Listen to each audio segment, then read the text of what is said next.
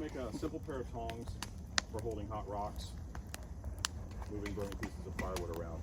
So starting at the end of a cut piece of green wood, we're just going to baton down through just a short distance. If you're lucky, it will split evenly, but it usually doesn't. So you're going to have a thin side and a thicker side. So we'll go ahead and pull the knife out, and then if we bend the thicker side harder, just focus on that thick side, it will bring that split back to center. And it may start to veer off and get too thin on this new side that I'm bending, so then we go and bend the other side. We're always going to bend the thicker side to keep it from being too thin and just peeling off the side. So I want to have equal strength on each side of the tongs. So we peel that thicker side, keep it equal. You don't have to go very far down the tongs. A little more than a foot would be fine. And then if you really want to make them more functional, bend them back in on themselves. You might have to overlap them a little bit, just kind of cross them over. But bend them back on themselves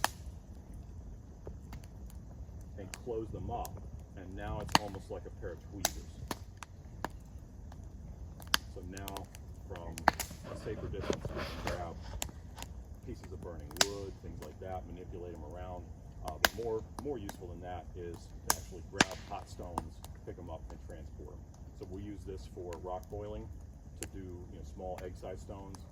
And if you were going to move steam pit stones, you would just make a much bigger version of this. You might have an 8-foot pole that's arm thick, and you might have a 3-foot split in it. But you'd have it gapped like this, and then you can actually stab the hot rocks and then lift them up.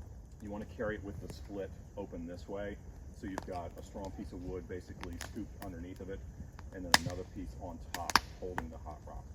And so this way, you're way back here with a rock that's over 1,000 degrees and as big as a football.